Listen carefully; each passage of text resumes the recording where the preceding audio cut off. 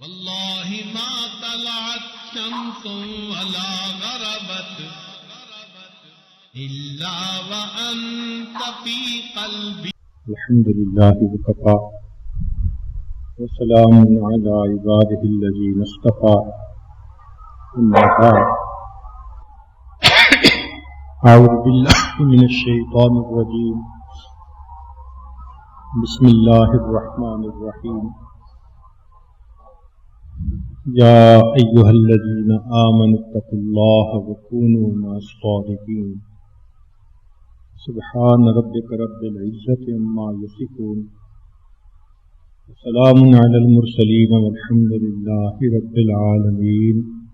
اللهم صل على سيدنا محمد وعلى آل سيدنا محمد وبارك وسلم. اللهم صل على سيدنا محمد وعلى آل سيدنا محمد وبارك وسلم. اللهم صل على سيدنا محمد وعلى آل سيدنا محمد وبارك وسلم. نبی علیہ السلام دنیا میں تشریف لائے تو آپ کی بعثت کے مقاصد میں سے تھا تعلیم کتاب اور تزکیہ نفس. یہ بعثت کے مقاصد میں سے تشریف لانے کے مقاصد میں سے یہ مقصد تھا. چنانچہ صحابہ رضی اللہ تعالیٰ عنہ نے نبی علیہ السلام سے یہ دونوں چیزیں حاصل کی، تعلیم کتاب بھی حاصل کی اور تزکیہ باطن بھی حاصل کیا. انسان کے لیے یہ دونوں چیزیں ضروری ہیں. اگر علم محض ہو، تزکیہ نہ ہو تو انسان پھر بھی راستہ بھول جاتا ہے. شیطان کے پاس علم تھا، کمیت بھی تھی، کافی مقدار تھی اس کی علم کی، لیکن باطنی مرض تکبر اسے لے ڈوبا اور راندہ درگاہ کر دیا گیا. تو علم کے ساتھ تزکیہ باطن اہم ہے. جس طرح فقہا نے عمل کے صحیح ہونے کے لیے فرائض، واجبات، سنن اور مستحبات کو مدون کیا، اسی طرح مشائخ نے عمل کے قبول ہونے کے لیے ذکر کو ترتیب دی.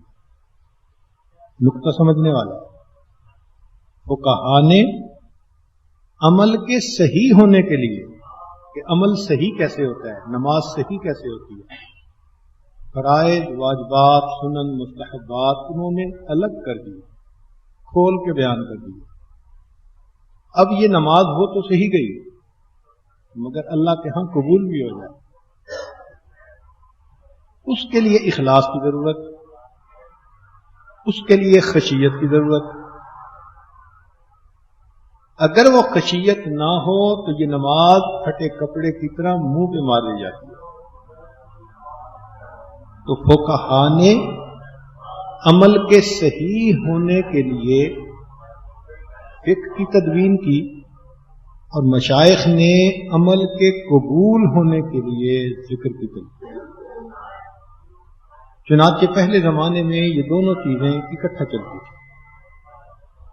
جتنے ہمارے اکابر گزرے تابعین میں سے، تبع تابعین میں سے، وہ اپنے استاد سے دونوں نعمتیں حاصل کرتے تھے، تعلیم کتاب بھی اور تزکیہ باطن بھی. استاد معلم بھی ہوتا تھا، مربی بھی ہوتا تھا. چنانچہ امام قشیری رحمۃ اللہ علیہ فرماتے ہیں کہ مشائخ کے ساتھ انقیاد و تواضع کا معاملہ علماء میں سے اماموں نے بھی کیا ہے. یعنی علماء محدثین میں سے جو ائمہ ہیں انہوں نے بھی انقیاد اور تواضع کا معاملہ کسی نہ کسی شخصیت کے ساتھ کیا ہے. چنانچہ امام اعظم ابو حنیفہ رحمۃ اللہ علیہ نے امام جعفر صادق رحمۃ اللہ علیہ جو ہمارے سلسلہ نقشبندیہ کے بزرگ تھے، ان سے صحبت پائی 2 سال، اور پھر خود فرمایا کہ لولا السنتان لہلک النعمان، اگر یہ 2 سال نہ ہوتے نعمان ہلاک ہو جاتا۔ ابراہیم ادم رحمۃ اللہ علیہ کو دیتا امام اعظم رحمۃ اللہ علیہ نے، تو فرمایا کہ سیدنا ابراہیم آ گئے۔ کسی نے پوچھا کیا مطلب؟ فرمایا کہ ہم جسم کی خدمت میں مشغول ہیں، یہ اپنے رب کی خدمت میں مشغول ہیں۔ یہ امام اعظم ابو حنیفہ رحمۃ اللہ علیہ نے۔ امام مالک رحمۃ اللہ علیہ وہ بھی امام جعفر صادق کی صحبت میں زیادہ کثرت سے آتے جاتے رہتے تھے، اور ان سے افادہ حاصل کرنے کا، استفادہ کا ان کو بہت موقع ملا۔ امام شافعی اور امام احمد بن حنبل رحمۃ اللہ علیہ، انہوں نے شیبان رائی کی مدح فرمائی اور ان سے فیض پایا۔ ابو العباس ابن شریح، یہ لغت کے امام ہیں، انہوں نے امام حضرت جنید بغدادی رحمۃ اللہ علیہ سے فیض پایا۔ جب پہلی دفعہ ان کی محفل میں گئے تو واپس آ کر فرمانے لگے کہ مجھے ان کی باتیں سمجھ تو نہیں آئیں، لیکن ان کے کلام میں ایسی شان اور سولت ہے جو صاحب باطل کے کلام میں نہیں ہو سکتی۔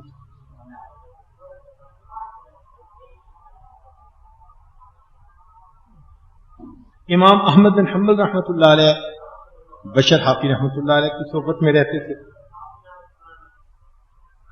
تو طلباء پوچھتے کہ آپ محدث ہیں، فقیہ ہیں، اور یہ ایک سادہ سا آدمی ہے، ان کے ساتھ اتنی محبت کا اظہار؟ تو جواب میں فرماتے کہ دیکھو میں عالم بکتاب اللہ ہوں، بشر حافی عالم باللہ ہے، اور عالم باللہ کو عالم بکتاب اللہ پر فضیلت ہے۔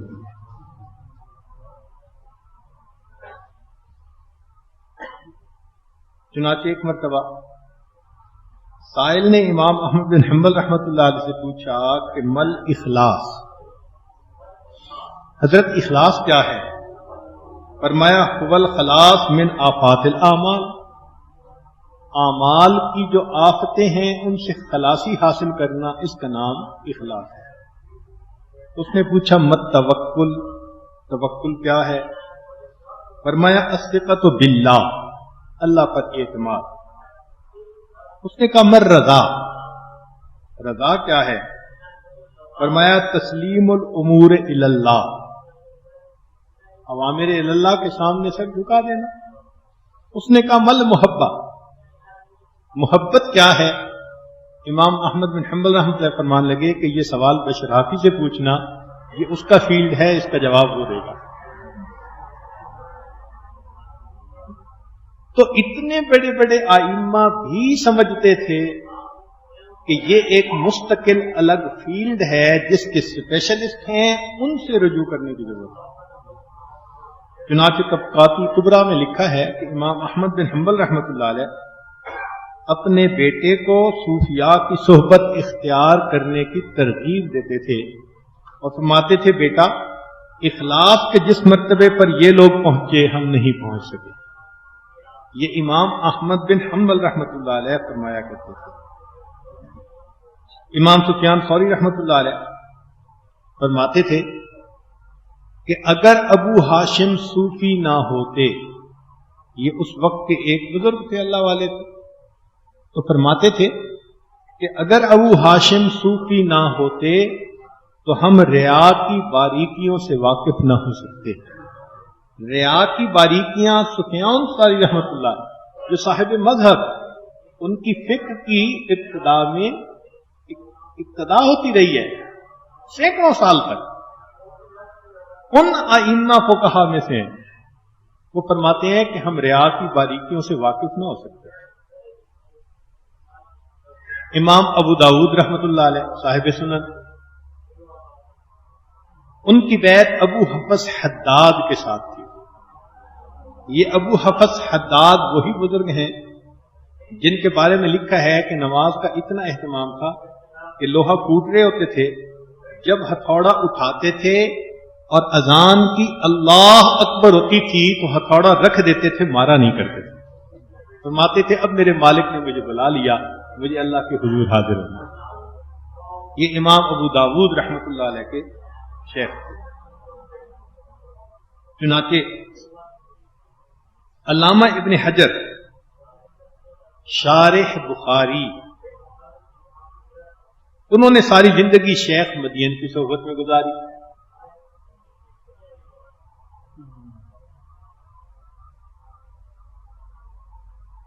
امام راضی رحمۃ اللہ علیہ کی بیعت نجم الدین کبرا رحمۃ اللہ علیہ کے ساتھ تھی. شیخ الاسلام عبداللہ انصاری رحمۃ اللہ علیہ، یہ بھی شیخ شارح بخاریوں میں سے ہیں. ان کے متعلق علامہ ذہبی رحمۃ اللہ علیہ فرماتے ہیں کہ القعود مع الصوفیۃ فی الخانقاہ،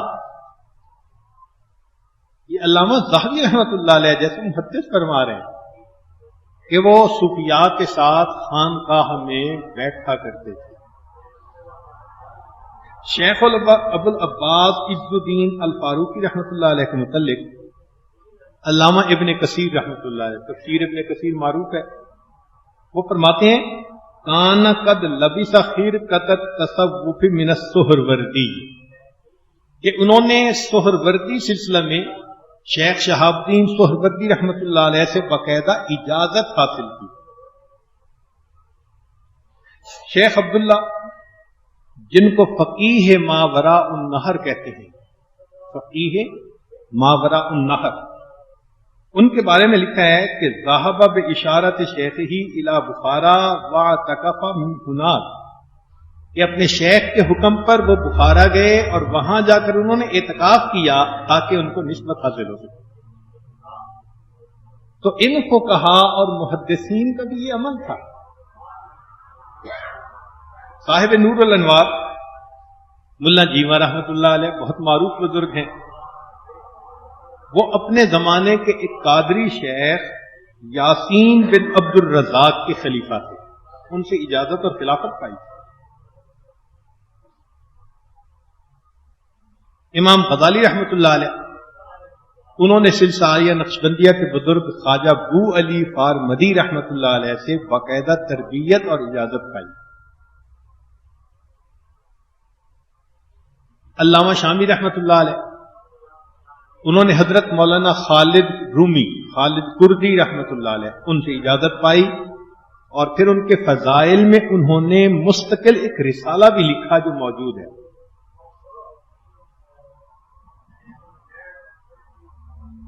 ملا نظام الدین، جن کا ترتیب دیا ہوا سلیبس آج درس نظامی کہلاتا ہے، یہ اللہ کے ہاں قبولیت ہے نا ایک بندے کی، کہ انہوں نے ایک کتابوں کا ایسا سلیبس ترتیب دیا کہ امت کے لاکھوں علماء نے اس کو پڑھا اور انہوں نے علم کا نور حاصل کیا.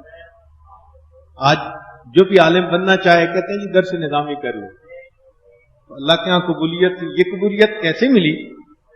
اود کا ایک گمنام گاؤں تھا بانسا، تو وہاں ایک بزرگ تھے، ان سے ان کی بیعت کا سلسلہ تھا. اس وجہ سے اللہ نے ان کے اندر اخلاص پیدا فرما دیا تھا، اور اس اخلاص کی یہ برکت تھی کہ اللہ رب العزت نے قبولیت عطا فرمائی. حضرت مولانا جامی رحمت اللہ علیہ، ان کی بیعت ہمارے سلسلہ کے بزرگ حضرت خواجہ عبید اللہ احرار رحمت اللہ علیہ کے ساتھ.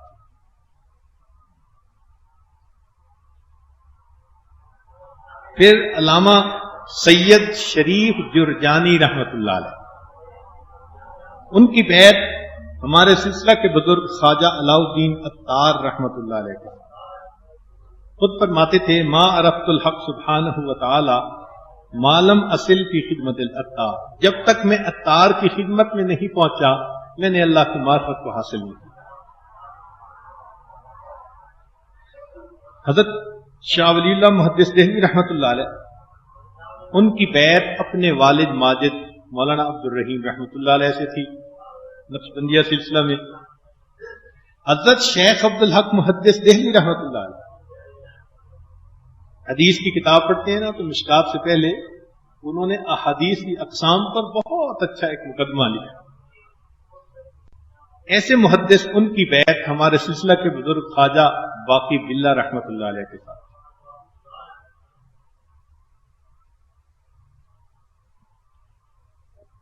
شاہ عبد العزیز رحمۃ اللہ علیہ کے زمانے میں ہمارے سلسلے کے ایک اور بزرگ تھے، ان کا نام تھا قاضی ثناء اللہ پانی پتی رحمۃ اللہ.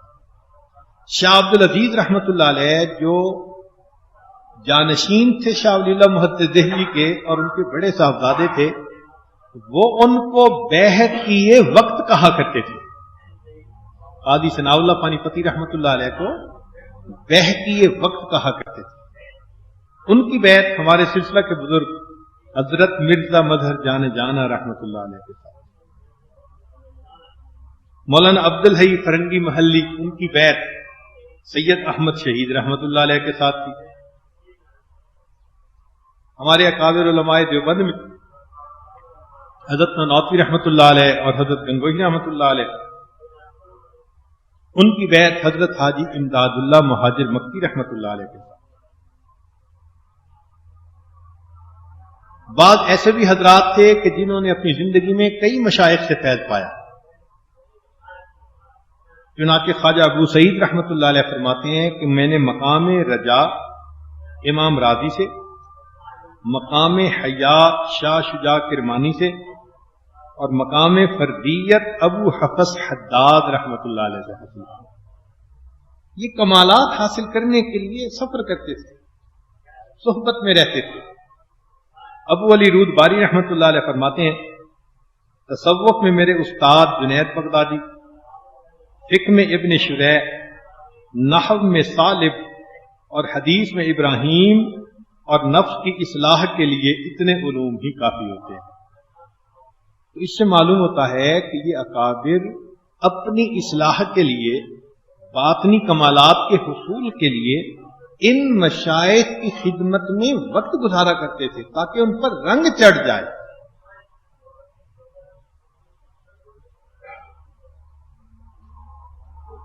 حضرت قاضی ثناء اللہ پانی پتی رحمۃ اللہ علیہ فرماتے ہیں تحفۃ السالکین میں کہ بے شمار لوگوں کی ایک جماعت جن کا جھوٹ پر متفق ہونا عقلاً محال ہے، اور وہ اس قسم کی جماعت ہے کہ جس کا ہر فرد و بشر تقوی اور علم کے باعث ایسا درجہ رکھتا ہے کہ اس پر جھوٹ کی تہمت لگانا جائز نہیں.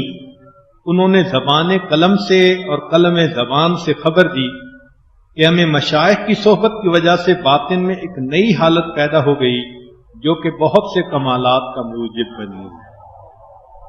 یعنی تواتر کے ساتھ امت کے علماء نے اجماع اس کے اوپر ہے، یوں سمجھ لیجیے کہ انہوں نے مشائخ کی صحبت سے فیوضات حاصل کی.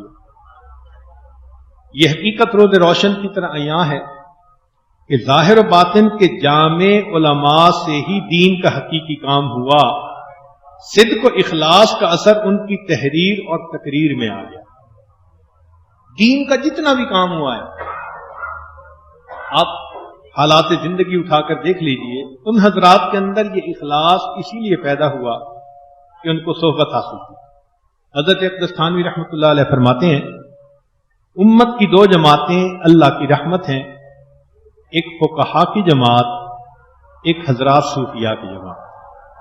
کہ فقہا کی جماعت سے اعمال صحیح ہوتے ہیں اور صوفیاء کی محنت سے اعمال مقبول ہو جاتے ہیں. یہ حکماء امت ہیں. چنانچہ جو آیت مبارکہ پڑھی گئی یا ایھا الذین آمنوا اتقوا اللہ وکونوا مع الصادقین، تو کونوا مع الصادقین میں تشریح میں علامہ آلوسی رحمۃ اللہ علیہ فرماتے ہیں خالطوہم لتکونوا مثلہم، ان کے ساتھ اتنا اختلاط رکھو کہ ان جیسے ہو جاؤ. فکل قرین بالمقارن یقتدی، جس کے ساتھ بندہ رہتا ہے اس کی اقتدا کرتا ہے اور اس سے ہی اثر حاصل کرتا ہے. افادہ استفادہ دونوں، اس لیے باب مفاعلہ مخالطہ کا لفظ استعمال فرمایا، خالط یخالط مخالطہ. یہاں تک جذب کر لوں کاش تیرے حسن کامل کو، یہاں تک جذب کر لوں کاش تیرے حسن کامل کو، تجھی کو سب پکار اٹھیں گزر جاؤں جدھر سے میں، کہ ایسا میرے اوپر رنگ چڑھ جائے کہ میں جدھر بھی گزر جاؤں استاد کو لوگ پکار اٹھیں کہ واقعی کسی نے رنگ چڑھایا ہے۔ سیدنا ابو ہریرہ عنہ فرماتے ہیں کہ نبی علیہ السلام نے فرمایا المرء علی دین خلیلہ فلینظر احدکم من یخال۔ ملا علی قاری رحمۃ اللہ علیہ اس حدیث مبارکہ کے تحت لکھتے ہیں لأن اتباع مجبولۃ علی التشبہ والاقتداء بل الطبع یسرق من الطبع من حیث لا یدری ھذا، طبیعتیں دوسروں کا اثر چوری کر لیتی ہیں پتہ بھی نہیں چلتا۔ اور واقعی آپ دیکھیں بچے کو دوسرے بچوں کے ساتھ آپ تھوڑی دیر چھوڑ دیں وہ ان کی عادتیں فٹ کر لے گا، یہ فطرت ہے انسان کی۔ تو اسی طرح ان مشائخ کی صحبت میں رہ کر ان کے اندر جو باطن کے کمالات ہوتے ہیں وہ انسان کی طبیعت کے اندر انڈیوس ہو جاتے ہیں، آ جاتے ہیں۔ نہ کتابوں سے نہ وعدوں سے، نظر سے پیدا دین ہوتا ہے، بزرگوں کی نظر سے پیدا۔ چنانچہ اسماء بنت امیس صحابیہ نبی علیہ الصلوۃ والسلام سے پوچھتی ہیں کہ یا رسول اللہ صلی اللہ علیہ وسلم، جعفر، ان کے خاوند کا نام جعفر تھا، جعفر کے بچوں کو نظر لگ جاتی ہے، افاسترقی لہم، میں ان کو دم کر دیا کروں؟ قال نعم، فرمایا ہاں، فإنه لو كان شيء سابق القدر لسبقته العين، اگر کوئی چیز قضاء و قدر پر سبقت پا سکتی تو وہ نظر تھی جو سبق پا جاتی۔ تو اگر بری نظر اثر دکھا سکتی ہے، جس کے اندر نفسانیت ہے اور حسد ہے، کینہ ہے، بغض ہے، وہ نظر اگر دوسرے پر اثر کر جاتی ہے تو جس نظر کے اندر اخلاص ہو، للہانیت ہو، شفقت ہو، محبت ہو، تو پھر وہ نظر دوسرے پر اثر کیوں نہیں کرتی؟ ہمارے حضرت رحمۃ اللہ فرماتے تھے کہ اللہ والوں کی صحبت میں رہنے سے ان کی نظر لگ جاتی ہے تو بندے کا پھر نیکی کرنے کو دل چاہتا ہے۔ اور اس کی دلیل ملا علی قاری رحمۃ اللہ علیہ فرماتے ہیں مرقات میں کہ قلت وضد هذا العين نظر العارفین فإنه من حيث التاثیر الاکثیر یجعل الکافر مؤمنا والفاسق صالحا والجاہل عالما والقلب انسانا۔ یہ ملا علی قاری فرماتے ہیں کہ یہ جو بری نظر پڑتی ہے نا، حدیث پاک میں فرمایا العین حق، تو فرماتے ہیں اس کی ضد اللہ والوں کی نظر ہے، اور جب یہ پڑ جاتی ہے تو کافر مومن بن جاتا ہے، فاسق نیک بن جاتا ہے، اور جاہل عالم بن جاتا ہے، اور کتا انسان بن جاتا ہے۔ یہ الفاظ ہیں۔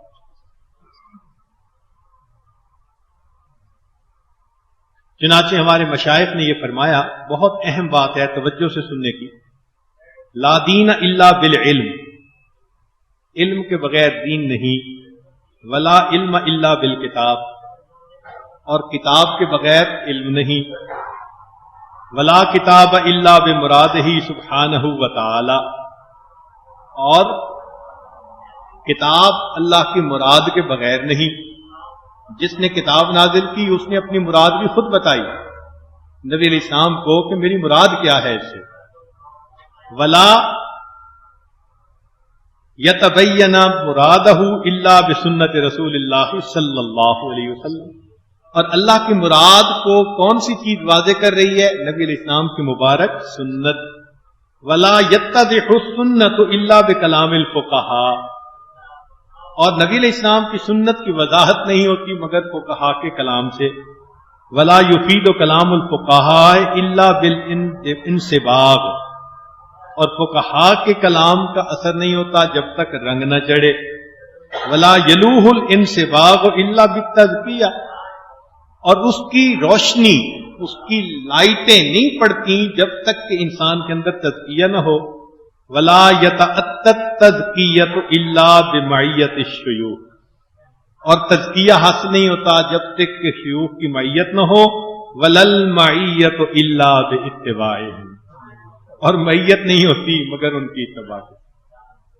اس سے معلوم ہوتا ہے کہ انسان اصلاح کی نیت اور مقصد کے ساتھ اہل اللہ کی صحبت اختیار کرے تو پھر یہ رنگ اس کے اپنے اوپر بھی چڑھ جاتا ہے۔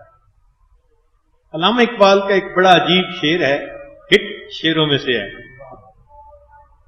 تیری نظر میں ہیں تمام میرے گزشتہ روز و شب۔ عجیب بات کہی ہے، تیری نظر میں ہیں تمام میرے گزشتہ روز و شب، مجھ کو نہ تھی خبر کہ ہے علم نخیل بے رطب۔ نخیل کہتے ہیں پام ڈیٹ پام جو ہوتا ہے نا کھجور کا درخت، تو وہ فرماتے ہیں کہ علم ایک کھجور کا درخت ہے جس پر پھل نہیں لگا ہوا۔ مجھے یہ پتہ نہیں تھا۔ تیری نظر میں ہیں تمام میرے گزشتہ روز و شب، مجھ کو نہ تھی خبر کہ ہے علم نخیل بے رطب، تازہ میرے ضمیر میں مار کا ایک کہن ہوا، عشق تمام مصطفیٰ عقل تمام بو لہب۔ جب عشق تمام کامل ہو جاتا ہے تو یہ مصطفیٰ بن جاتا ہے، اور جب عقل کامل ہو جاتی ہے تو یہ بو لہب بن جایا کرتی ہے۔ تو خالی عقل کام نہیں آتی، وہ بھٹکا دیتی ہے بندے کو۔ تازہ میرے ضمیر تیری نظر میں ہیں تمام میرے گزشتہ روز و شب، مجھ کو نہ تھی خبر کہ ہے علم نخیل بے رطب، تازہ میرے ضمیر میں مار کا کہن ہوا، عشق تمام مصطفیٰ عقل تمام بولا۔ تو جب تک یہ عشق تمام حاصل نہیں نہ ہوگا کامل عشق، تب تک بات نہیں بنے گی، رنگ نہیں چڑھے گا۔ حضرت اقبال تھانوی رحمۃ اللہ فرماتے ہیں کہ علماء کو اصلاح باطن کے لیے کچھ مدت کسی کے پاس رہنا چاہیے، ایسا علم جو عمل کے بغیر ہو وہ جہنم جانے کا ذریعہ ہوگا۔ حدیث میں فرمایا لیجاریہ بہل علماء ولیماریہ بہ السفہاء، پھر انسان اسی کا مرتکب ہو جاتا ہے۔ فرماتے ہیں 10 سال علم ظاہر کے لیے، تو اصلاح نفس کے لیے 10 ماہ کیوں نہیں؟ جس طرح کنز و ہدایہ پڑھنی ضروری ہیں، اسی طرح ابو طالب مکی کی قوت القلوب اور غزالی کی 40 پڑھنی بھی ضروری ہیں۔ فرماتے ہیں کہ اب تک 10 سال تم نے کتابیں دیکھی، اب اللہ والوں کی چلتی پھرتی زندگیوں کو دیکھو، ان کے پاس بیٹھو، دیکھو ان کی زبان سے غیبت نہیں نکلتی، جھوٹ نہیں نکلتا، وہ دوسروں کے ساتھ حسن اخلاق سے کیسے پیش آتے ہیں، وہ مشکل کے اوقات میں صبر کیسے کرتے ہیں، اور ان کے دل میں اللہ رب العزت کی محبت کیسے ٹھاٹھے مار رہی ہوتی ہے۔ جیتا جاگتا دیکھو، کاغذوں کو کب تک دیکھتے رہو گے؟ جب جیتا جاگتا دیکھو گے تب یہ رنگ اوپر چڑھے گا۔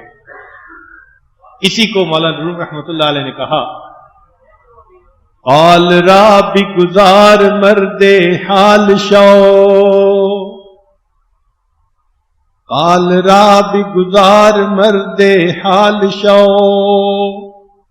پیش مرد کامل پامال شو، صد کتاب و صد ورق در نار کن، جان و دل را جان بے دلدار کن، جان و دل کو اپنے دلدار کے حوالے کر دو۔ یہ اصل مقصود ہے۔ جب تک انسان اس راستے پر نہ چلے حقیقت نہیں کھلتی۔ سچی بات تو یہی ہے، جس راستے پہ انسان چلتا ہے اس کے ذرے بھی نظر آتے ہیں، جس راستے پہ نہیں چلتا اس کے پہاڑ بھی نظر نہیں آتے۔ اور چونکہ لوگ چلے نہیں ہوتے اس لیے تصوف کے راستے کے بارے میں ان کے دلوں میں اشکالات رہتے ہیں۔ فرماتے ہیں اے بے خبر بکوش کے صاحب خبر شوی، اے بے خبر کوشش کر کہ تو صاحب خبر بن جائے، اے بے خبر بکوش کے صاحب خبر شوی، تا راہ بین نباشی کے راہ کے راہ بر شوی، تو راہ ہی نہیں دیکھے گا تو راہبر کیسے بنے گا؟ بھئی خود ہی نہیں راہ دیکھا تو راہبر کیسے بنے گا؟ در مکتب حقائق پیش ادیب عشق، ہاں اے پسر بکوش کے روزے پدر شوی، اس راستے میں بیٹا بنو، پھر ایک دن تم باپ بنو گے. جو بیٹا نہ بنا وہ باپ کیسے بنے گا؟ تو اس راستے پر قدم اٹھانا پڑتا ہے. ہمارے حضرت مرشد عالم رحمۃ اللہ علیہ فرماتے تھے کہ علماء کے لیے اس نسبت کی نعمت کا حاصل کرنا آسان ہے. وہ کیسے؟ فرماتے تھے کہ ایک ہوتی ہے گیلی لکڑی اور ایک ہوتی ہے خشک لکڑی. گیلی لکڑی کو آگ لگانا بڑا مشکل، اور خشک لکڑی تو خود آگ پکڑتی ہے، اشارہ ہونا چاہیے. تو فرماتے تھے کہ علماء 8 سال قرآن و حدیث پڑھ کے مجاہدہ کر کے ان کا نفس خشک لکڑی کی طرح بنا ہوا ہوتا ہے، بس اس کو آگ دکھانے کی دیر ہوتی ہے، خود بخود آگ پکڑ لیتی ہے. اس لیے عام بندہ اگر نسبت پائے گا تو نور بنے گا، عالم اگر نسبت پائے گا تو نور و نلا نور بنے گا. پھر اس علم کا صحیح فائدہ اٹھائے گا. ہرگز نمیرت آ کے دلش زندہ شد بعشق، سب دست بر جریدہ عالم دوام ماں.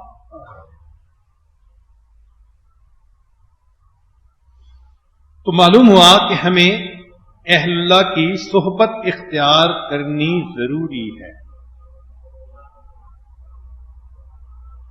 مولا علی قاری رحمۃ اللہ علیہ صحبت اہل اللہ کے بارے میں فرماتے ہیں وفیہ استحباب الدعاء عند حضور الصالحین فإن عند ذکرہم تنزل الرحمہ. جب اللہ والوں کا ذکر بھی کیا جاتا ہے تو رحمت نازل ہوتی ہے اللہ کی طرف سے. فضلاً عن وجودہم و حضورہم. حضرت تھانوی رحمۃ اللہ فرماتے تھے کہ میرے پاس 2 عالم لاؤ، ایک صحبت یافتہ اور ایک غیر صحبت یافتہ. میں 5 منٹ کے اندر دونوں کے بارے میں بتا دوں گا کون صحبت یافتہ ہے اور کون غیر صحبت یافتہ ہے، 5 منٹ کے اندر. وہ فرماتے تھے کہ آنکھوں کے دیکھنے میں، تیور میں، کندھوں کے نشیب و فراز میں، گفتار میں، کردار میں اسی وقت پتہ چلتا ہے کہ کس کو صحبت ملی اور کس کو نہیں ملی. لائن آف ڈیمارکیشن اسی وقت لگ جاتی ہے. اس لیے امام غزالی رحمۃ اللہ نے فرمایا کہ عالم بدون تربیت کے نفس کا کپا ہوتا ہے. نفس کا کپا کیوں کہا؟ کہ نفس تعویلیں کر لیتا ہے. عام آدمی اگر گناہ کرے گا تو اپنے کو مجرم سمجھ کے، اور عالم اگر گناہ کرے گا تو اس کے پیچھے کوئی نہ کوئی تعویل کر کے، تو پھر توبہ کی توفیق کیسے ہوگی؟ حضرت تھانوی رحمۃ اللہ اس موقع پہ اپنی بات کہتے ہیں کہ میں اپنی بات سناتا ہوں کہ میں زمانے طالب علمی میں ایک دفعہ میلہ دیکھنے چلا گیا. تو میرے ایک بڑے تھے، انہوں نے مجھے پکڑ لیا. اشرف علی کہاں گئے؟ تو کہنے لگے کہ میں نے اب تعویل نکالی. میں نے کہا میں میلہ دیکھنے اس لیے گیا تھا تاکہ جب میں عالم بن جاؤں گا اور لوگ مجھ سے مسئلہ پوچھیں گے تو مجھے پتا ہوگا کیسے میلہ ہوتا ہے.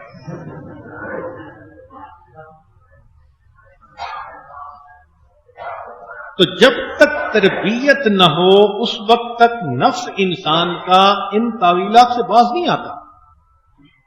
اس لیے انسان مطمئن ہو کے گناہ بھی کر رہا ہوتا ہے اور بہت سارے الٹے سیدھے کام بھی کر رہا ہوتا ہے. مجھے ایک نوجوان ملا تو اس کے سامنے کچھ میں نے نظر کی حفاظت اور اس سے متعلقہ بات چیت کی. تو ساری بات سننے کے بعد اخیر پہ مجھے کہنے لگا اور جی میں تو اگر غیر محرم کی طرف دیکھتا بھی ہوں تو نکاح کی نیت سے دیکھتا ہوں. تو میں نے کہا کہ اگر وہ کسی کی بیوی ہو تو کہنے لگے جی شریعت میں نکاح کی نیت سے دیکھنا جائز ہے نا. اب دیکھو اس کو شیطان نے کیسا ورغلایا ہوا تھا، اور وہ کہنے لگا کہ میں تو بغیر کسی مطلب جھجک کے دیکھتا ہوں، نیت کر لیتا ہوں کہ ممکن ہے کہ اس سے میں نکاح کروں. یوں انسان کا نفس تعویل کر کے اس کو گناہوں کے اندر مبتلا کرتا. اب اس کی اصلاح کیسے ہوگی؟ اس کے لیے ہمیں اہل اللہ کی صحبت اختیار کرنی پڑے گی۔ چنانچہ حضرت مولانا عبداللہ بہلوی رحمۃ اللہ علیہ ہمارے ہاں ایک بڑے بزرگ تھے، حضرت کشمیری رحمۃ اللہ سے انہوں نے دور حدیث کیا۔ وہ فرماتے تھے کہ جب حضرت کشمیری رحمۃ اللہ نے بخاری شریف مکمل کروا لی تو تمام طلباء کو اکٹھا کر کے فرمایا، خواہ کتنی مرتبہ بخاری شریف ختم کر لو، جب تک اللہ والوں کی جوتیاں سیدھی نہ کرو گے روح علم سے محروم رہو گے۔ یہ حضرت کشمیری رحمۃ اللہ علیہ نے سارے طلباء کو اکٹھا کر کے فرمایا۔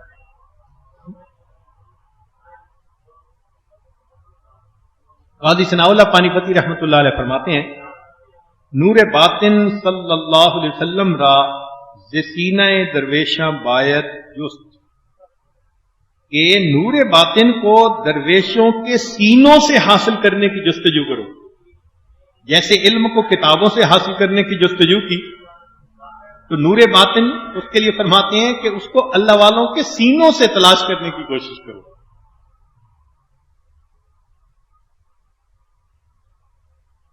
چنانچہ سید سلمان ندوی رحمۃ اللہ فرماتے تھے کہ اللہ کی محبت حاصل کرنے کے لیے اہل اللہ کی صحبت سے زیادہ مؤثر کوئی عمل نہیں، اسی لیے شریعت نے یہ دعا سکھائی، اللہم انی اسألک حبک وحب من یحبک۔ تو اللہ والوں کی محبت کی جو دعا مانگی اس کا مقصد یہی تھا، اس سے انسان کی اصلاح ہوتی۔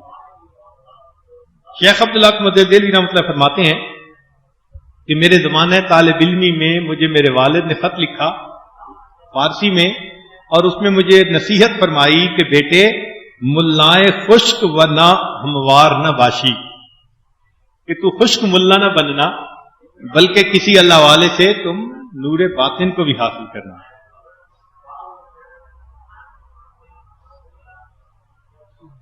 صحبت کی برکات مسلم ہیں۔ چنانچہ ایک بزرگ تھے، ان کو کسی نے کہا کہ حضرت آپ ہر وقت صحبت کی باتیں کرتے رہتے ہیں، اتنی زیادہ اہمیت؟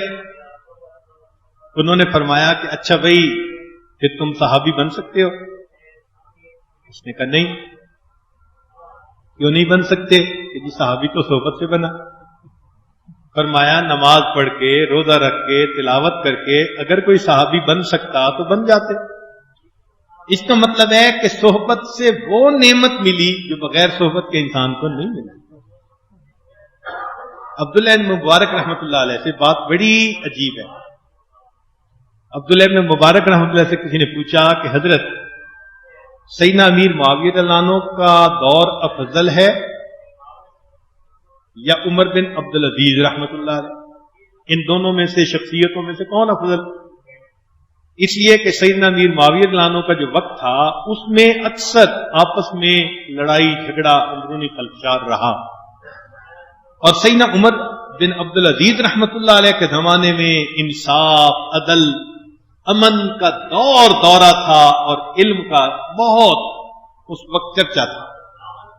تو اس وجہ سے، حالات کی وجہ سے اس نے پوچھا کہ امیر معاویہ رضی اللہ عنہ افضل یا عمر بن عبدالعزیز رحمۃ اللہ علیہ افضل؟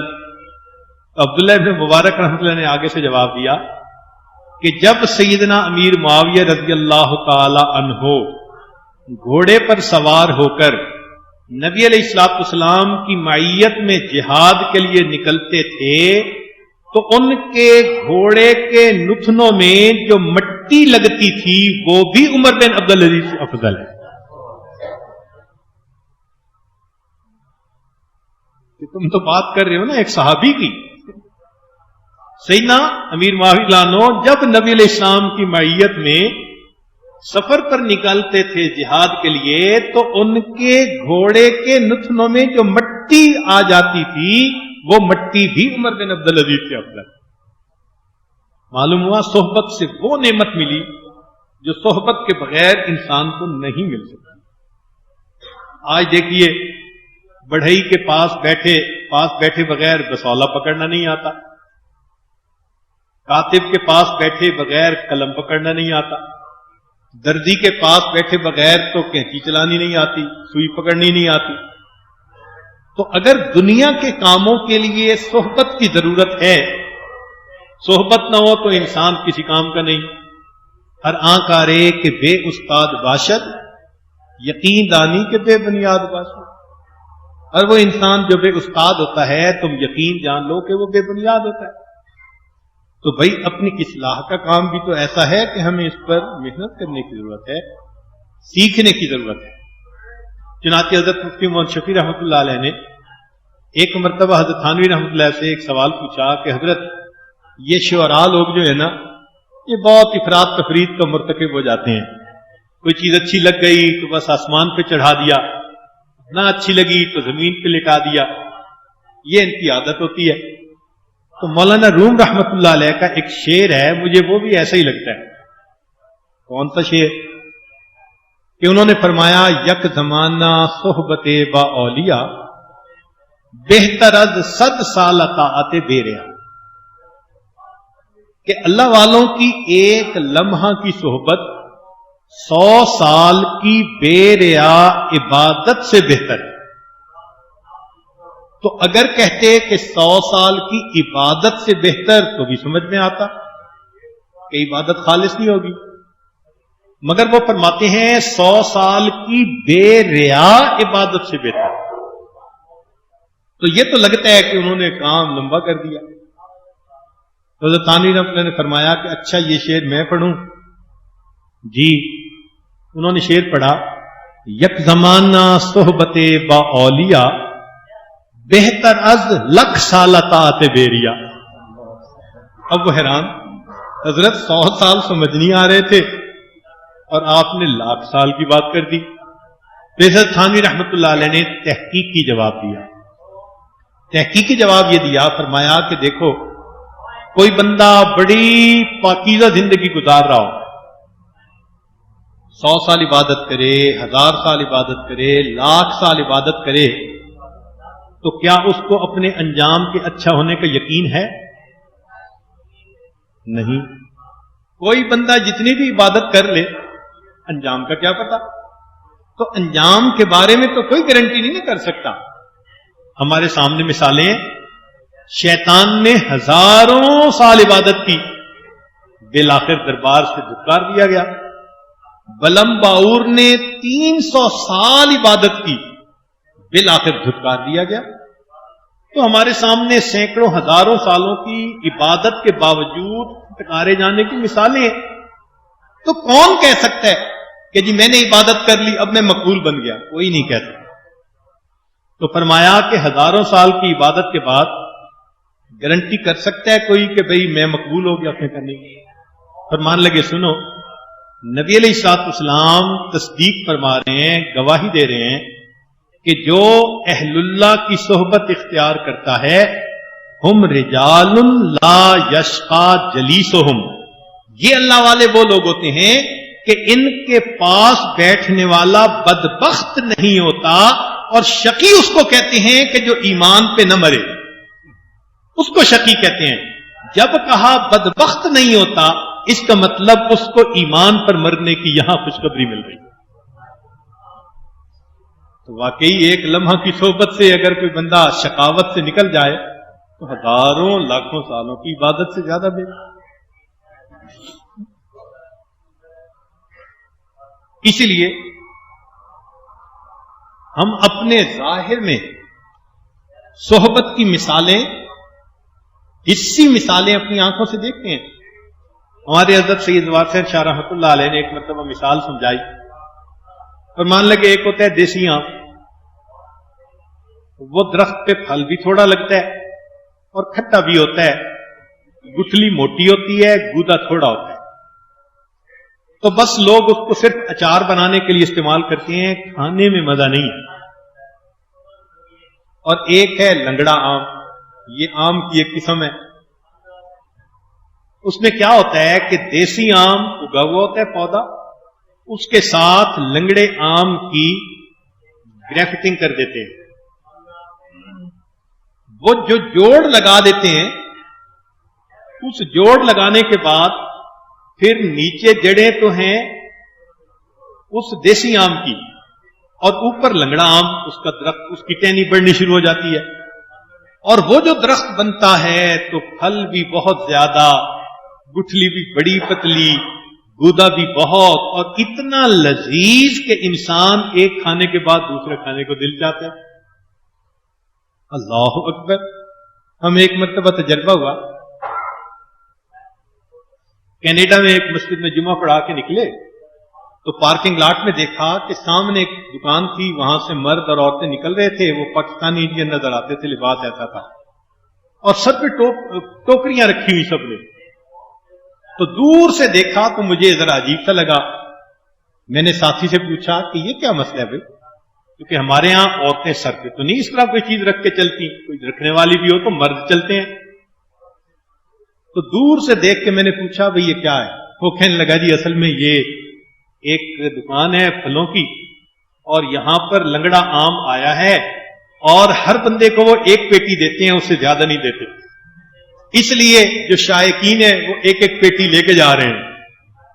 ہم دیکھ کر حیران ہوئے کہ دیکھو ٹانگوں والے گھروں میں بیٹھے ہوئے ہیں، لنگڑا یہاں پہنچا ہوا ہے۔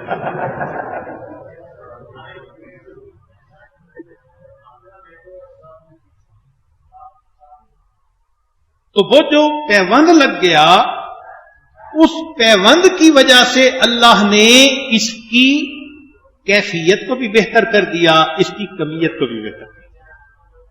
اور یہی سالک کا حال ہوتا ہے کہ وہ دیسی آم کی طرح ہوتا ہے، شیخ کے ساتھ پیوند لگ جاتا ہے، اور پیوند لگنے کے بعد پھر شیخ کے اندر جو صفات و کمالات ہوتے ہیں وہ اس کے اندر خود کو خود منتقل ہو جاتے ہیں، پھر ریٹ بھی لگ جاتا ہے۔ جیسے آم بازار میں گیا تو قیمت کے ساتھ لوگ خریدتے ہیں، یہ بندہ بھی پھر جب چلتا ہے اللہ کے دین کے راستے میں تو پھر اللہ اس کے اعمال کو بھی بڑی قیمت دے کر خریدتے ہیں۔ اسی طرح کی مثال دیسی گلاب اور پیوندی گلاب۔ دیسی گلاب ہم نے دیکھا کہ چھوٹے چھوٹے پھول ہوتے ہیں اور چند پھول لگتے ہیں، پیوند کر دیا جائے، سبحان اللہ، ایک ورائٹی ہے اس کا نام ہے ڈبل ڈیلائٹ، دیکھنے میں بھی خوبصورت اور خوشبو بھی ایسی کہ بندے کا دل خوش ہو جائے۔ یہ خوشبو اور یہ خوبصورتی دیسی میں نہیں ہو سکتی۔ اسی طرح ہم میں سے ہر بندہ بغیر شیخ کی صحبت کے دیسی پودے کی مانند، یہ جو ایک جوڑ ہے، تعلق ہے بیت کا، یہ پیوند لگنے والی بات ہے، اور یہ نہیں ہے کہ فقط کلمات پڑھے اور اللہ اللہ خیر سمجھے، بلکہ باقاعدہ انسان اپنے اندر وہ صفات پیدا کرنے کے لیے صحبت میں وقت گزارے۔ حضرت اقدس ثانی رحمۃ اللہ فرماتے ہیں، امور ذوقیہ کی حقیقت بیان سے سمجھ میں نہیں آتی۔ آم کے بارے میں تذکرہ کرو ایک دیہاتی کو جس نے کبھی نہیں کھایا، تو فرماتے ہیں وہ اس کے ذائقے کو گڑ اور شکر پر قیاس کرے گا کہ جی آم بڑا مزے کا ہوتا ہے، میٹھا۔ اب جس نے آم کبھی چکھا ہی نہیں تو وہ کیا کرے گا؟ وہ سمجھے گا ہاں گڑ کی طرح، شکر کی طرح ہوتا ہے۔ اس کو کیا پتا کہ گڑ شکر کا ذائقہ اور آم کے ذائقے میں فرق کیا ہے۔ اسی طرح یہ اعمال کا جو ذوق ہے یہ اہل اللہ کی صحبت میں بیٹھ کے حاصل ہوتا ہے۔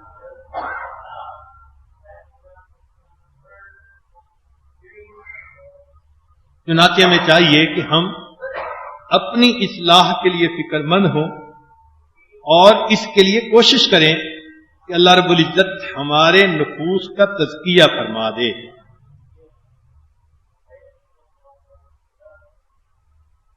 اپنے اندر امراض کا علم تو سب کو ہوتا ہے، کوئی مریض ایسا نہیں جس کو اپنے مرض کا پتہ نہ ہو، چاہے جسمانی ہو چاہے روحانی ہو،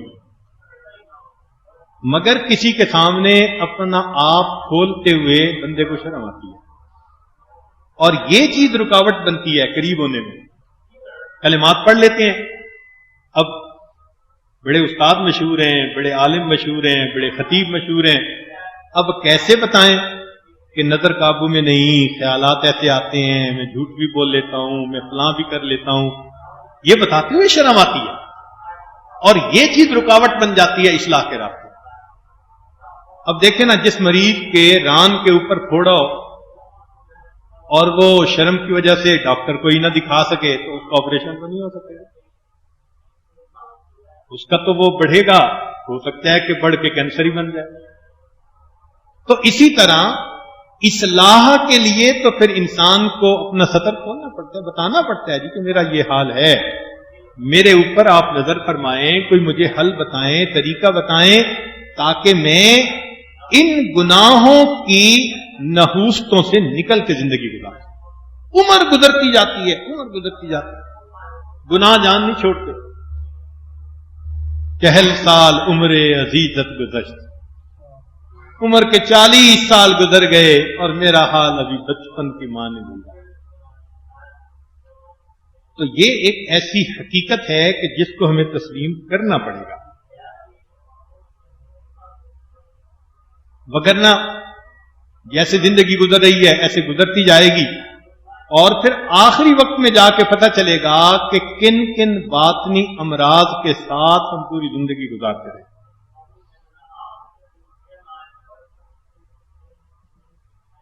حضرت اکبر تھانوی رحمۃ اللہ ایک بات فرماتے ہیں کہ اہل اللہ کی صحبت میں رہنے کا سب سے کم فائدہ یہ ہوتا ہے کہ اپنے عیوب پر نظر پڑنے لگ جاتی ہے.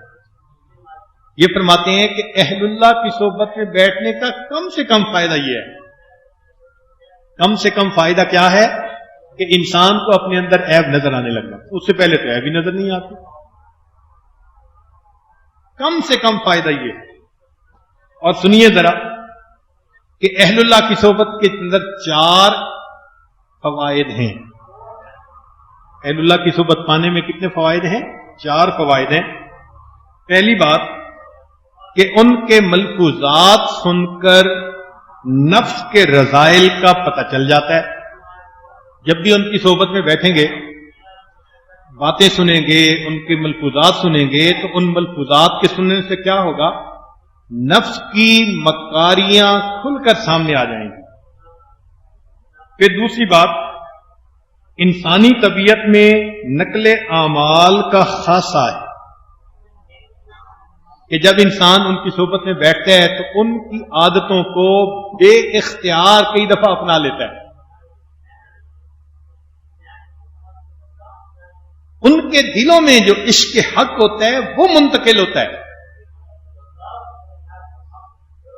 تیسرا فائدہ، جو انہیں خوش رکھتا ہے تو ان کی دعاؤں میں شامل رہتا ہے. جب جائے گا، رابطہ رکھے گا، حالات بتائے گا تو صاف ظاہر ہے کہ ان کی دعاؤں میں شمولیت رہے گی. اور آخری چیز کہ ان کے دل کی خوشی دعائے مستجاب کا درجہ رکھتی ہے.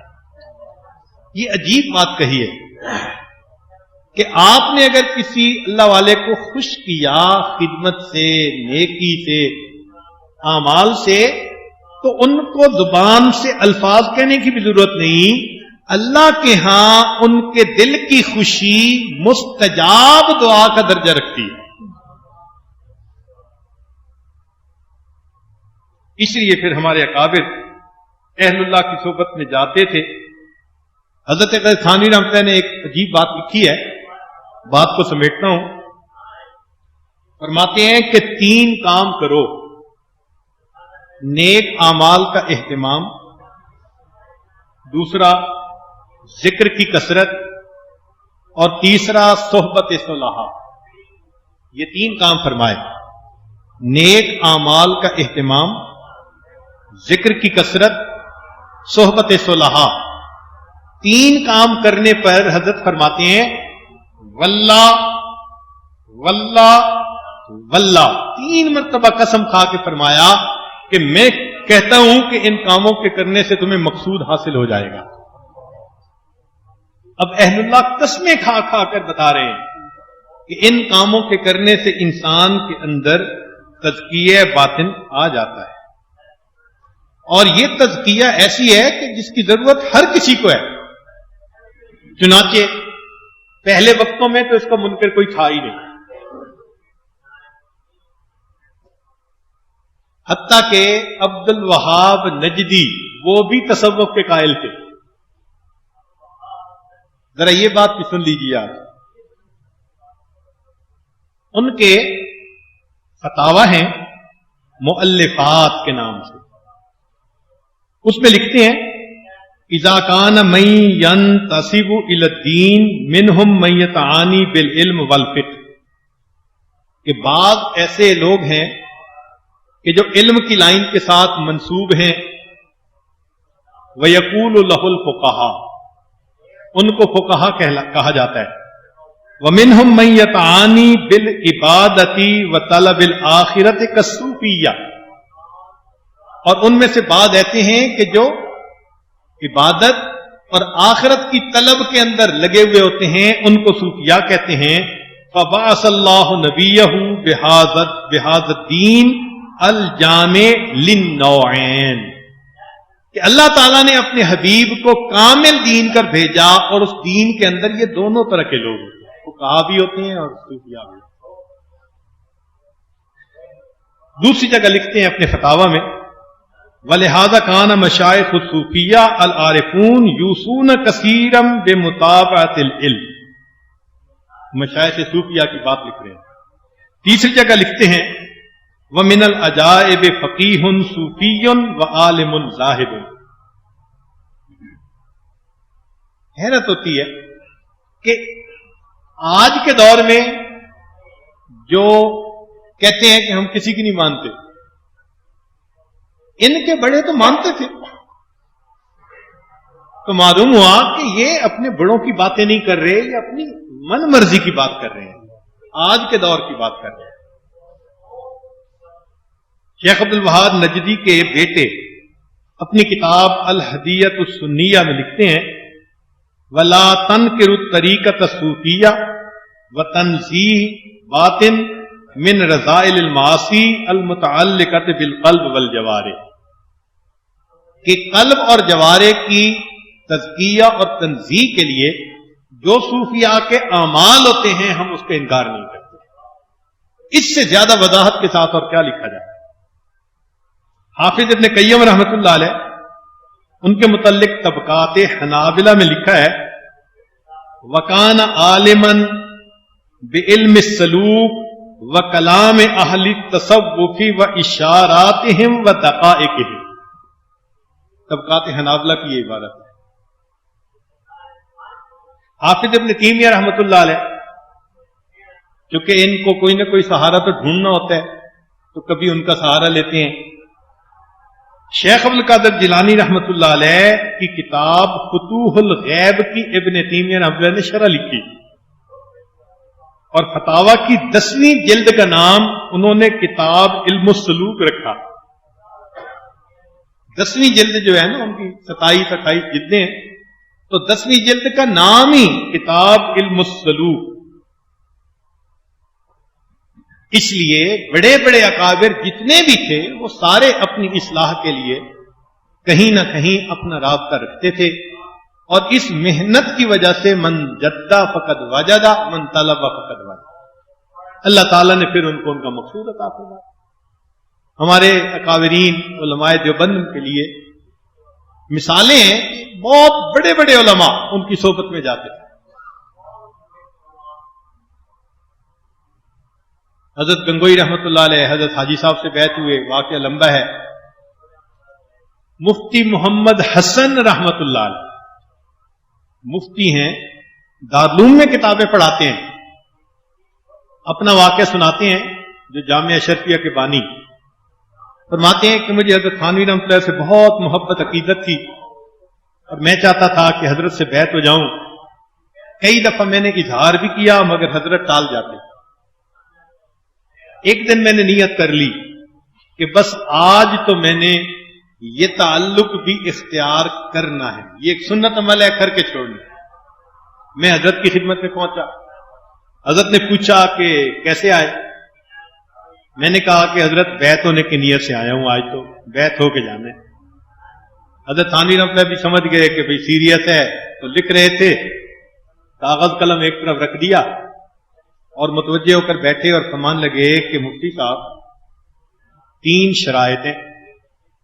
میں نے پوچھا کون سی؟ فرمانے لگے کہ پہلی شرط یہ ہے کہ آپ امرتسر پنجاب کے علاقے کے رہنے والے ہیں. وہاں کے لوگ اکثر قرآن پاک مجہول پڑھتے ہیں، صحیح تجوید کے ساتھ نہیں پڑھتے. لہذا آپ کسی مجود سے، قاری سے دوبارہ قرآن مجید پڑھنا سیکھیں حتیٰ کہ فجر کی نماز طوال مفصل کے ساتھ پڑھا سکیں. میں نے کہا حضرت حاضر. دوسری شرط، جو فلاں کتاب ہے وہ آپ نے ایک غیر مقلد شخص سے پڑھی ہوئی ہے. فرمایا کہ یہ جراثیم نکلتے نہیں ہیں، اس لیے اب اس کتاب کو دارالعلوم کے طلباء کے ساتھ بیٹھ کر استاد سے پڑھیں. دیکھیں نفس کو کیسے پامال کیا. یوں بھی تو ہو سکتا تھا کہ دارالعلوم میں تو خود استاد ہیں تو کمرے میں کسی استاد سے پڑھ لیں. فرمایا نہیں، اس طرح نفس نہیں مٹے گا. طلباء کے ساتھ کلاس میں بیٹھیں اور استاد سے پھر اس کو پڑھیں تاکہ وہ جراثیم نکل جائیں.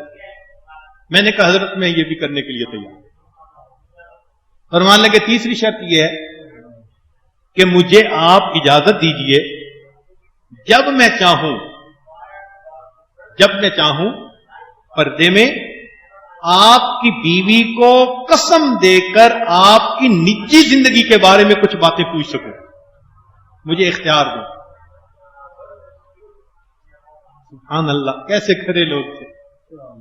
مجھے اختیار دیں کہ میں جب چاہوں آپ کی اہلیہ سے پردے میں قسم دے کر آپ کی نجی زندگی کے بارے میں کچھ باتیں پوچھوں گا. میں نے کہا حضرت یہ بھی اختیار ہے. فرماتے ہیں حضرت نے مجھے بیعت کر لیا. سوری ہوئی طبیعت تو پہلے ہی تھی، ایسا نور چمکا کہ پھر حضرت تھانوی رحمۃ اللہ کے بڑے خلفاء میں حضرت مولانا عبد الرحمان کیمل پوری رحمۃ اللہ علیہ. کیمل پور ایک علاقہ ہے، بخاری شریف پڑھاتے تھے. بخاری شریف ختم کروائی، سیدھا تھانہ بھون. حضرت کو جا کے کہا کہ حضرت بخاری شریف پڑھاتے عمر گزر رہی ہے مگر میں اپنے باطن کے اندر وہ چیز نہیں محسوس کرتا. میں اب اپنے من کو سنوارنے کے لیے آیا ہوں. شیخ البخاری بیٹھے ہوئے ہیں. حضرت تھانوی نے خوش ہوئے، فرمان لگے کہ عبد الرحمان کامل پوری آ گیا. کیمل پور کو کامل پوری بنا دیا. حضرت مولانا عبد الغفور مدنی رحمۃ اللہ علیہ دہلی کے ایک مدرسے کے محتمم تھے. ہمارے حضرت فضل قریشی رحمۃ اللہ علیہ سے انہوں نے بیعت کی. پھر اللہ رب العزت نے ان کو نسبت عطا فرمائی. پٹھان تھے، صحت بھی بہت اچھی تھی. تو خانقاہ میں جب قیام ہوتا تھا تو وہاں دستور تھا کہ لوگ جاتے تھے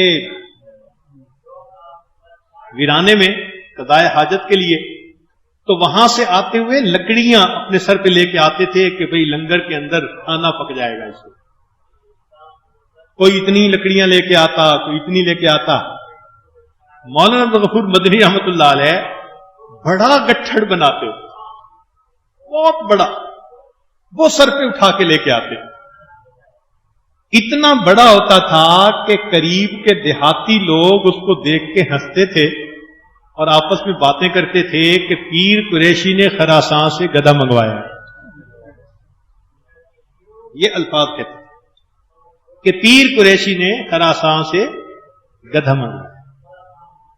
ہوتے ہوتے یہ بات حضرت فضل قریشی رحمۃ اللہ کو معلوم ہو گئی تو حضرت نے بڑا افسوس کیا کہ یہ لوگ جاہل ہیں، دیہاتی ہیں، ان کو کیا پتا عالم کا مقام کیا ہوتا ہے، قدر کیا ہوتی ہے، شان کیا ہوتی ہے. تو حضرت نے ان کو بلا کر کہا مولانا باقی حضرات بھی تو تھوڑی تھوڑی لکڑیاں اٹھا کے لے آتے ہیں، آپ کو اتنا بڑا گٹھڑ اٹھا کے لانے کی کیا ضرورت ہے، تھوڑی سی لے آیا کریں، اللہ تعالیٰ کام تو چلا ہی رہے. تو حضرت نے آگے سے عرض کیا کہ نہیں حضرت میں تو بڑا گٹھڑ ہی لاؤں گا. حضرت نے فرمایا نہیں تھوڑی سی لکڑیاں لایا کریں. حضرت کیوں؟ حضرت قریشی نے بتا دیا کہ آپ بڑا گٹھڑ لاتے ہیں تو یہاں کے مقامی جاہل لوگ آپ کے اوپر باتیں کرتے ہیں، حضرت کیا بات کرتے ہیں؟ تو حضرت نے بتا دیا کہ یہ آپ کو دیکھ کر کہتے ہیں کہ پیر قریشی نے خراسان سے گدھا منگوایا ہے۔ یہ سن کر آنکھوں میں آنسو آ گئے اور کہنے لگے کہ حضرت حقیقت میں وہ مجھے پہچانتے ہیں اس لیے کہتے ہیں۔ یہ جواب دیا آگے سے، حضرت حقیقت میں وہ مجھے پہچانتے ہیں اس لیے کہتے ہیں۔ صحیح کہتے ہیں۔ اللہ، یہ ہوتی ہے اصلاح، اور اللہ والوں کی صحبت میں رہتے ہیں، یہ ہوتا ہے نفس کا مٹنا، یہ ہوتی ہے تواضع جو انسان کے اندر آتی ہے کہ حضرت یہ مجھے پہچانتے ہیں اس لیے کہتے ہیں۔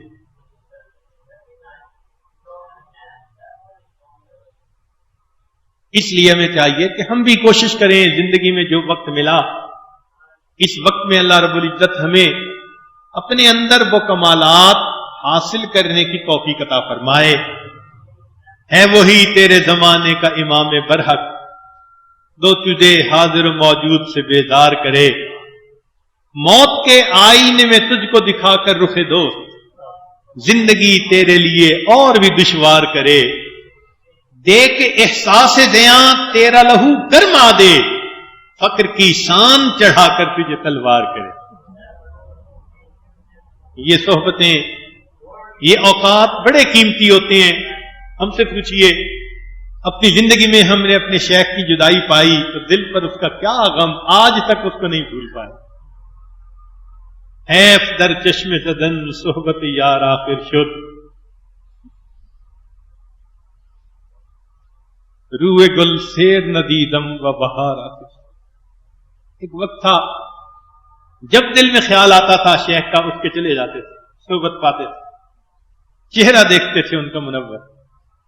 آج چاہیں بھی تو یہ نعمت حاصل نہیں ہے۔ یہ نعمتیں اسی طرح کچھ وقت کے لیے ہوتی ہیں، پھر جانے والے چلے جاتے ہیں۔ امیر خسرو رحمۃ اللہ علیہ، حضرت خواجہ نظام الدین اولیاء رحمۃ اللہ علیہ کی وفات پر ایک عجیب شعر کہتے ہیں، فرماتے ہیں سروے سیمی نا تو تنہا میں روی، سروے سیمی نا تو تنہا میں روی، حیرتے داریم بے ماں می روی۔ میں بہت حیران ہوں، ان کی لاش کو دیکھا نا پڑا ہوا، کفن پہنا ہوا تھا، تو کہتے ہیں کہ اے سروے سیمی نا، یعنی ایک خوبصورت درخت کی مثال دی ان کو کہ آپ اکیلے جا رہے ہیں اور میں اس بات پہ بڑا حیران ہوں کہ مجھے لیے بغیر جا رہے ہیں۔ اے تماشا گاہ عالم روئے تو، اے کہ تیرا چہرہ لوگوں کے لیے دیکھنے کی ایک چیز تھی، تو کجا بہرے تماشا میں روی، تو کس ذات کے چہرے کا دیدار کرنے کے لیے جا رہا ہے؟ چلے جاتے ہیں یہ لوگ، پھر انسان ان کے چہرے کو دیکھنے کے لیے ترستا۔ سرور رفتہ باز آید کے نایت، نسیم ادھجاز آید کے نایت، سرآمد روزگارے آں فقیرے، دیگر دانائے راز آید۔ پھر طبیعتوں کے اندر ملاپ ہونا، ایک دوسرے کے ساتھ کشش کا ہونا، یہ ضروری نہیں ہوتا، ہر جگہ نہیں ملتی یہ چیز۔ اب ہم احساس کرتے ہیں کہ کاش ہم نے اور فائدہ اٹھایا ہوتا۔ جس دن سے جدا وہ ہم سے ہوئے، اس دل نے دھڑکنا چھوڑ دیا۔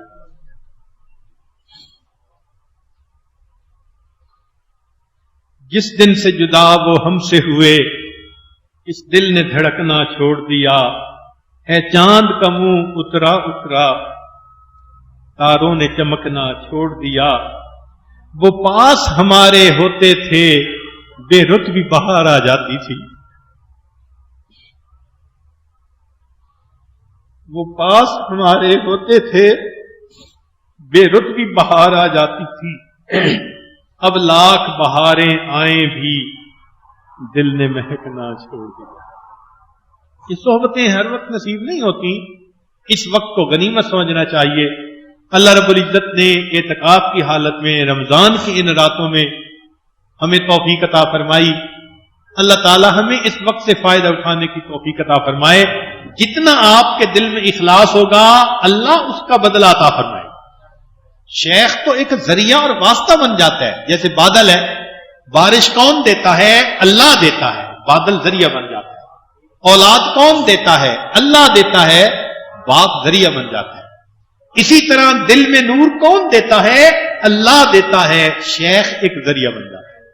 جتنے اخلاص کے ساتھ آپ یہاں وقت گزاریں گے، اللہ سے مانگیں گے، طلب ہوگی، اللہ آپ کی طلب کے بقدر آپ کو عطا فرمائیں گے. محروم کوئی نہیں رہے گا.